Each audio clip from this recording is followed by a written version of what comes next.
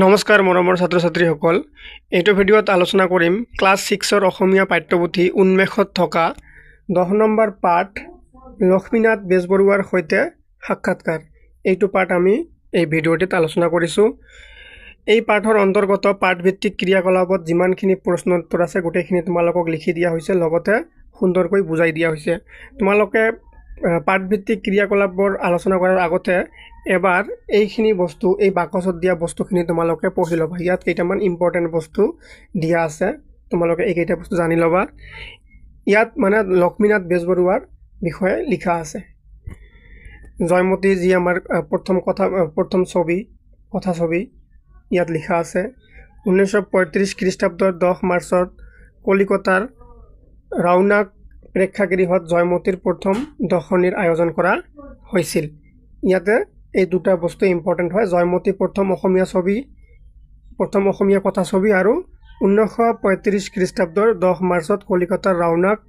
প্ৰেক্ষাগৃহত জয়মতীৰ প্ৰথম দৰ্শনীৰ আয়োজন কৰা হৈছিল এই দুটা বস্তু মনত ৰাখিবা এতিয়া আমি আলোচনা কৰিম তোমালোকৰ পাঠভিত্তিক ক্ৰিয়াকলাপৰ 1 নম্বৰ প্ৰশ্নত আছে তলত দিয়া প্ৰশ্নসমূহৰ শুদ্ধ উত্তৰটো বাছি উলিয়াই সঠিক বৃত্তটো পূৰ কৰা ইয়াত এটা প্ৰশ্ন দিয়া আছে তলত চাৰিটা উত্তৰ দিয়া আছে কোনটো শুদ্ধ হ'ব এইটো ইয়াত পুৰাব লাগিব জয়মতী কথা ছবিখনৰ প্ৰথম দৰ্শনীৰ উদ্বোধন কোন ঠাইত কৰা হৈছিল ইয়াৰ শুদ্ধ উত্তৰ হ'ব আমি অলপ আগতে ওপৰত পঢ়িছিলো কলিকতা খ নম্বৰ হ'ব গতিকে ইয়াত খ নম্বৰ বৃত্তটো পূৰ কৰিব লাগিব নেক্সট প্ৰশ্ন আছে তোমালোকৰ জয়মতী কথা ছবিখনৰ ঢালিমী চৰিত্ৰটিৰ ভাও বেজবৰুৱাৰ কিয় ভাল লাগিছিল ইয়াৰ শুদ্ধ উত্তৰ হ'ব গ নম্বৰটো ঢালিমী চৰিত্ৰটিক বেজবৰুৱাৰ মানস প্ৰতিমা হোৱাৰ বাবে ভাল লাগিছিল ইয়াত গতিকে গ নম্বৰটো পূৰ কৰিব লাগিব তোমালোকে বস্তুখিনি লগে লগে কিতাপত বা নিজৰ বহীত লিখি থবা বা দাগ দি ল'বা দ্বিতীয় নম্বৰ প্ৰশ্নত সুধিছে তোমালোকক তুমি ওপৰৰ দ্বিতীয় প্ৰশ্নৰ উত্তৰটো কিয় শুদ্ধ বুলি ভাবি ললা বুলি বাছি ললা এই ওপৰত দ্বিতীয় নম্বৰ প্ৰশ্ন যে আছে জয়মতী কথা ছবিখনৰ ঢালিমী চৰিত্ৰটোৰ ভাও বেজবৰুৱাৰ কিয় ভাল লাগিছিল ইয়াৰ উত্তৰ গ ইয়াত গ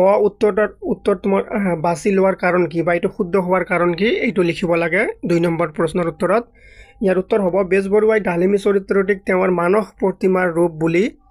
উল্লেখ কৰিছে অৰ্থাৎ তেওঁৰ কল্পনাত থকা আদৰ্শ নাৰী চৰিত্ৰ যেনেই ভাবিছিল হেয়া ঢালিমীৰ দৰে সেইভাবে গ উত্তৰটো সঠিক এতিয়া তোমালোকৰ আছে 3 নম্বৰত দিয়া আছে তলৰ প্ৰথম মেঘটুকুৰাত থকা শব্দবোৰৰ অৰ্থ দ্বিতীয় মেঘটুকুৰাত দিয়া আছে তাৰ মানে ইয়াত যিমান কেইটা শব্দ আছে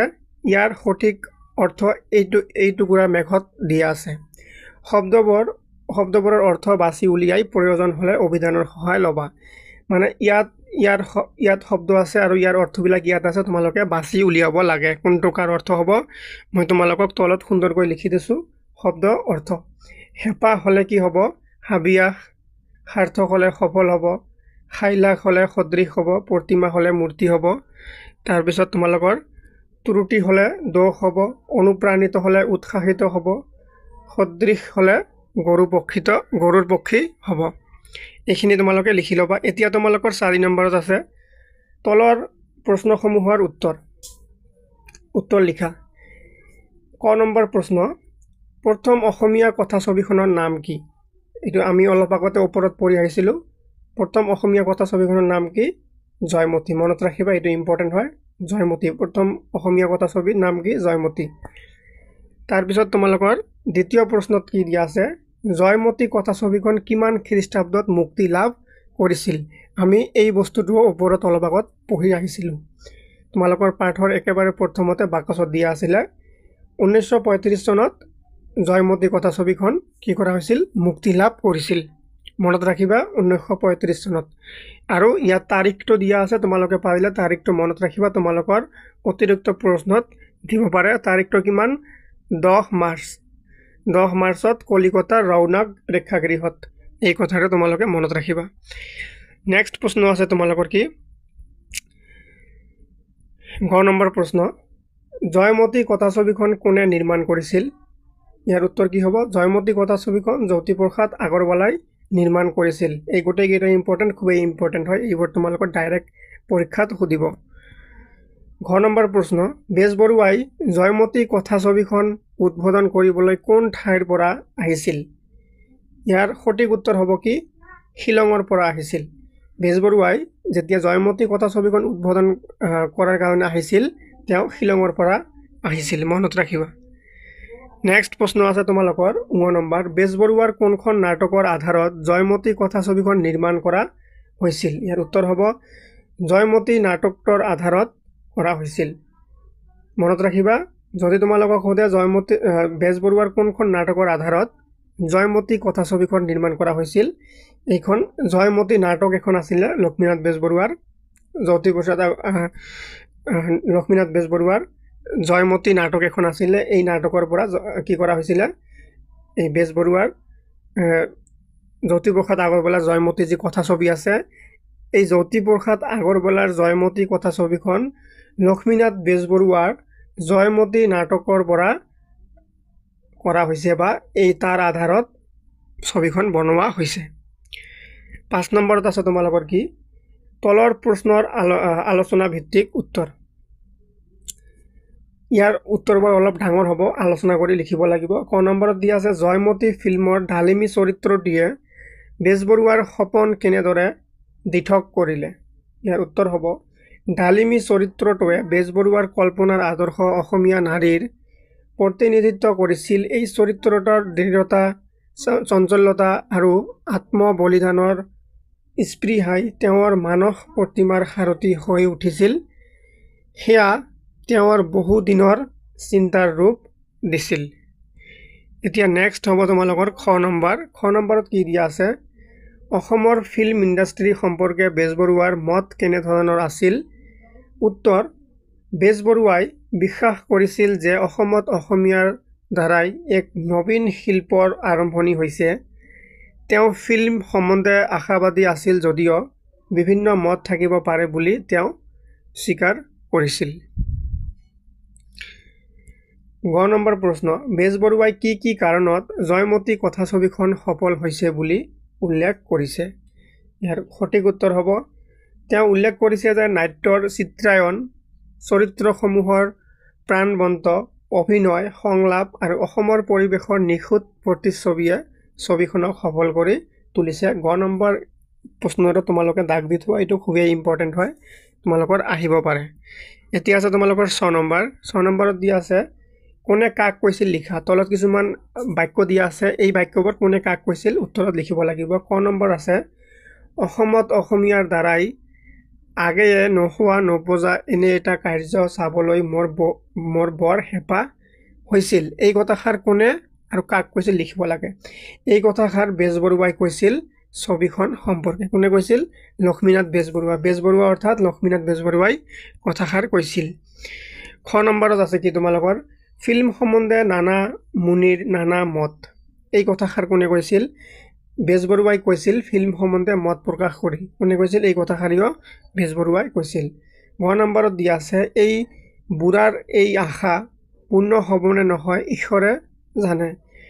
বেজবৰুৱাই নিজকে উল্লেখ কৰি কৈছিল ঠিক আছে বেজবৰুৱাই নিজকে কৈছিল বুলি লিখিবা তোমালোকে ডাইৰেক্ট এইটো এতিয়া তোমালোকৰ নেক্সট আছে 7 নম্বৰত দিয়া আছে তোমালোকৰ গৰু গুৰ উৰাও দেখি কথাষাৰৰ ব্যাখ্যা এই কথাষাৰ ব্যাখ্যা কৰিব লাগে পাৰিলে তোমালোকে শিক্ষকৰ সহায় ল'ব পাৰিবা উত্তৰ হ'ব এই উক্তিৰৰ দ্বাৰা বেজবৰুৱাই কৈছে যে অন্যজনে যদি কিবা এটা ডাঙৰ ব্যৱসায় কৰি সফল হয় তেন্তে সেয়া অনুসৰণ কৰিব নোৱাৰিলেও হীনমন্যতা বা নিজকে অপদাৰ্থ ভাৱাৰ প্ৰয়োজন নাই মানুহে নিজৰ যোগ্যতাৰ সীমাৰ ভিতৰত নিজ পদ্ধতিতে সফলতা বিচাৰিব লাগে টিপছিয়ে গৰুগুৰ উৰাৰ অনুকৰণ কৰিবলৈ চেষ্টা নকৰি নিজ স্বভাৱত সন্তুষ্ট হ'ব লাগে এইটো আত্মবিশ্বাস আৰু আত্মসন্মানৰ শিক্ষা দিয়ে এতিয়া তোমালোকৰ গোটেইখিনি তোমালোকৰ যি পাঠভিত্তিক ক্ৰিয়াকলাপৰ প্ৰশ্নৰ উত্তৰখিনি শেষ হ'ল এতিয়া আছে তোমালোকৰ ভাষা অধ্যয়ন অৰ্থাৎ কি হ'ব ইয়াত তোমালোকৰ অসমীয়া ব্যাকৰণ কিছুমান দিছে এইবোৰ তোমালোকে এক্সামত আহিব তোমালোকে ভালকৈ শিকি থোৱা ইয়াত প্ৰথমে দিছে কি জানো আহা এই জানো আহাখিনি কৰিলে তোমালোকে এই 9 নম্বৰৰ উত্তৰবোৰ কৰিব পাৰিবা গতিকে তোমালোকে এই জানো আহাখিনি চাব লাগিব পাৰ্ট 8 তোমালোকে নিয়ন্ত্ৰণ কাৰণ পৌৰাণিক আচৰণ এই শব্দকেইটা পাইছা প্ৰতিটো শব্দতে মূৰ্ধন্য বৰ্ণটো আছে এই শব্দকেইটাত মূৰ্ধন্য ব্যৱহাৰ হোৱা নিৰ্দিষ্ট কাৰণ আছে এই ক্ষেত্ৰত ইয়াত নত্যবিধিৰ বিয়ম প্ৰযোজ্য হৈছে এই নিয়ম অনুসৰি তোমালোকৰ পাঠত এইকেইটা শব্দ আছিলে নিয়ন্ত্ৰণ কাৰণ পৌৰাণিক আচৰণ এই শব্দবোৰত মূৰ্ধন্য কিয় ব্যৱহাৰ হৈছে সেই নিয়মবোৰ ইয়াত তোমালোকে জানিব পাৰিবা তাৰ পিছত তলত কিছুমান প্ৰশ্ন দিছে উত্তৰ কৰিব লাগিব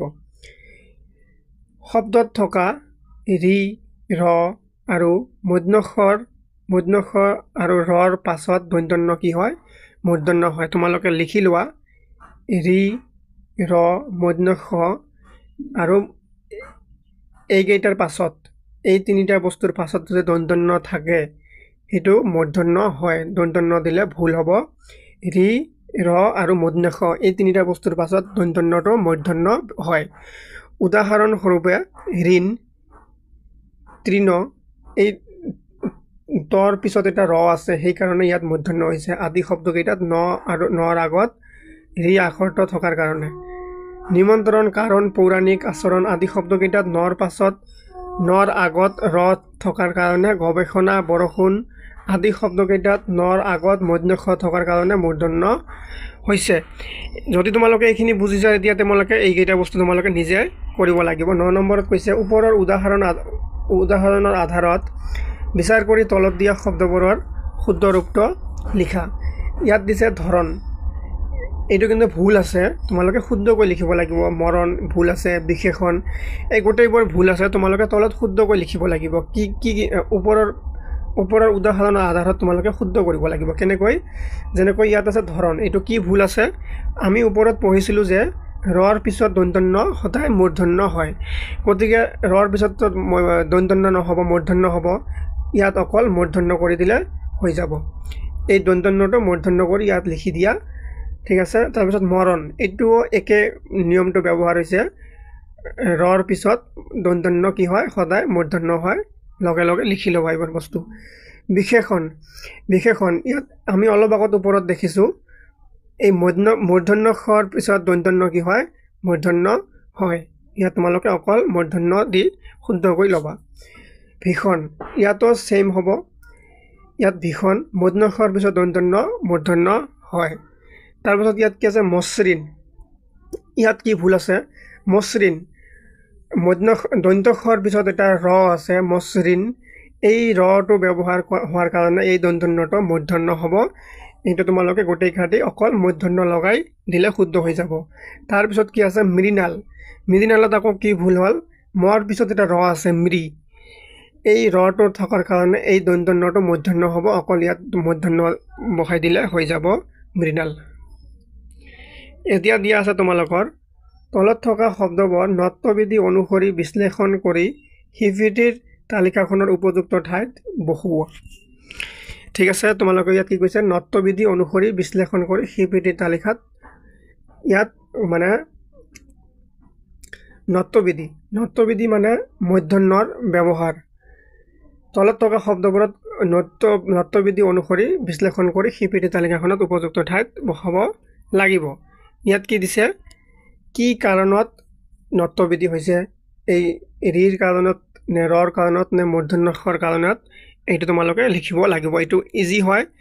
যেনেকৈ ইয়াত এই প্ৰথম সম্ভাষণ শব্দটোত মূৰ্ধন্য ব্যৱহাৰ হৈছে কিয় ব্যৱহাৰ হৈছে কাৰণ ইয়াত মূৰ্ধন্য খ আছে গতিকে কিহৰ কাৰণে এই ৱাৰ্ডটো ইয়াত হ'ব মূৰ্ধন্য খ থকা বাবে ইয়াত কি ব্যৱহাৰ হৈছে নত্যবিধি ব্যৱহাৰ হৈছে গতিকে সম্ভাষণটো 3 নম্বৰ বাকচত আহিব ইয়াত হ'ব সম্ভাষণ লগে লগে লিখি লোৱা নহলে তোমালোকৰ পিছত প্ৰবলেম হ'ব তাৰ পিছত আছে কাৰণ এই কাৰণত মূৰ্ধন্য মানে নত্যবিধি কেনেকৈ ব্যৱহাৰ হৈছে